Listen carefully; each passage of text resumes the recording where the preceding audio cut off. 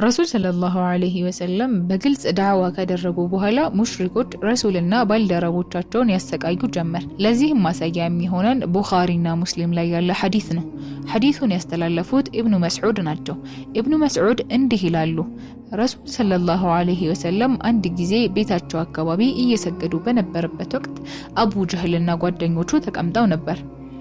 አንዳቸው ለአንዳቸው ማን ነው ከእንትና ቤት እንግዲህ ዘር ይዞ መጥቶ ሙሐመድ ሱጁድ ሲወርድ ጀርባው ላይ የሚያስቀምጥበት ተባባሉ። ከዚያም ከመካከላቸው አንዱ ይዞ መጣና ረሱል ሰለላሁ ዐለይሂ ወሰለም ሱጁድ ሲወርዱ ጠብቆ አስቀመጠባቸው። ከዚያም መሳሳቅ ጀመሩ። ረሱልም ሱጁድ ላይ ቆዩ። ፋጢማ መጣችና ከጀርባቸው ላይ አነሳችላቸው። ከዚያም ጭንቅላታቸውን ከፍ አደረጉና 3 ጊዜ አላህ ሆይ የቁረይሽን ነገር አደራ አሉ። ይህም በሰሙ ጊዜ ሳቃቸውን ተዉ፣ በጣምም ፈሩ። ምክንያቱም ዱዓ ተቀባይነት እንዳለው ያምኑ ነበር። ረሱልም ስማቸውን ጠሩ።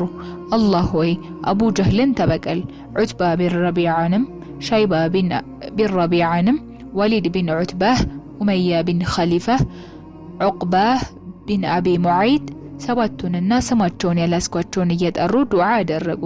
ነፍሴ በእጁ በሆነችው ጌታ አምላለሁ። ረሱል ሰለላሁ ዐለይሂ ወሰለም የቆጠሯቸውም በበደር ጦርነት ጊዜ ሞተው ጉድጓድ ውስጥ ገብተው አይቻቸዋለሁ። በዚህ አስጨናቂ ጊዜ ረሱል ሰለላሁ ዐለይሂ ወሰለም 2 ጥበብ የተሞላባቸውን ውሳኔ ወሰኑ። የመጀመሪያው የአርቀም ቢን አቢ አልአርቀም አልመኽዙሚን ቤት ሙስሊሞች እንዲሰበሰቡና እንዲማማሩበት መምረጣቸው ነው።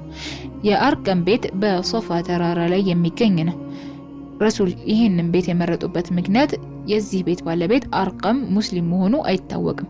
የትኛውም ሙሽሪክ ረሱል ይህን ቤት ይጠቀሙበታል ብሎ አያስብም።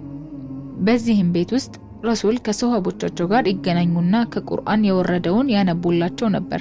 ከሙሽሪኮቹ የሚደርስባቸውን ፈተናና ስቃይ እንዲታገሱ መጨረሻው ለነሱ እንደሆነና ማሸነፍ ለአማኞች ብቻ እንደሆነ ያስተምሯቸውና ያነሳሷቸው ነበር።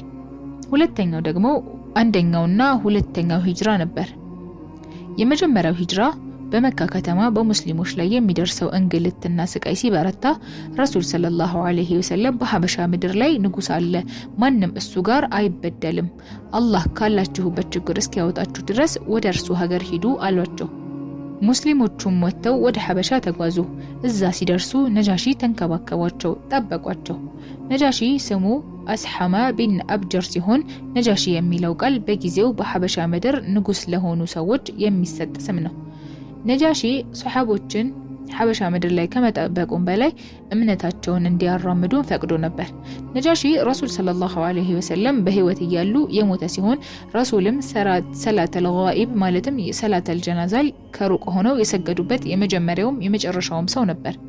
በጊዜው እሱ ሲሞት እርሱ ጋር የነበሩት ሰሃቦች ወደ መካ ተመልሰው ስለነበር ህዝቦቹም የክርስቲያን እምነት ተከታይ በመሆናቸው ማንም አልሰገደባቸውም ነበር። ከሙስሊሞች መጀመሪያ የተሰደዱት ዑስማን ብን አፋን እና ባለቤቱ ሩቀያ የረሱል ሰለላሁ ዐለይሂ ወሰለም ልጅ ነበሩ። ሌሎችም ትላልቅ ሰሃቦች አብረዋቸው ተጉዘዋል። የመጀመሪያው ሂጅራ ረሱል ሰለላሁ ዐለይሂ ወሰለም መልእክተኛ ከሆኑ በ5ኛው ዓመት ነበር። የተሰደዱት ሰዎች ብዛትም 11 ወንድና 4 ሴት በአጠቃላይ 15 ነበሩ። ሁለተኛው ሂጅራ በሁለተኛው ሂጅራ የተሰደዱት 82 ወንድ 18 ሴትና ልጆቻቸው ነበሩ። መጀመሪያ የተሰደዱት ሰዎች ቁረይሾች ሰልመዋል በመባላቸው ግማሾቹ ተመልሰው ነበር። ከዚህም ውስጥ ዑስማንና ባለቤታቸው ይገኙበታል። ልክ እንደደረሱ ቁረይሾች አልሰለሙም ነበር። ሙስሊሞችም በከፍተኛ ስቃይና እንግልት ውስጥ ነበሩ። ከዚያም በድጋሚ ብዙ ሆነው ተሰደዱ።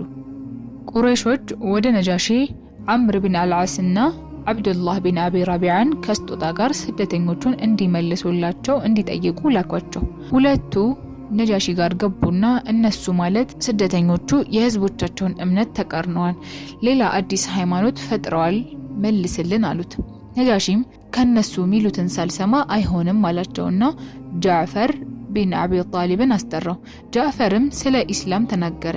ከሱረቱል መርየም የተወሰነ ቀራለት። ነጃሺም አለቀሰና ይህ ማለትም ቁርአንና ዒሳ ይዞት የመጣው አንድ ነው፣ ምንጩ ማለትም ከአላህ ነው አላቸው። ስደተኞቹን አልመልስም በማለት ሰዎቹን ከነስጦታቸው ወደ ሀገራቸው መለሳቸው። በዚህ ውጥረት በተሞላበት ጊዜ ነበር ሁለቱ ሰዎች የሰለሙት። የቁረሽ መሪዎችና ትልቅ ቦታ ያላቸው ነበሩ። እነርሱም ዑመር ብን አልኸጣብ እና ሐምዛ ብን አብዱል ሙጠሊብ የረሱል አጎት ነበሩ። በሚቀጥለው ቪዲዮ እስከምንገናኝ ድረስ ወሰላሙ አለይኩም ወራህመቱላሂ ወበረካቱሁ።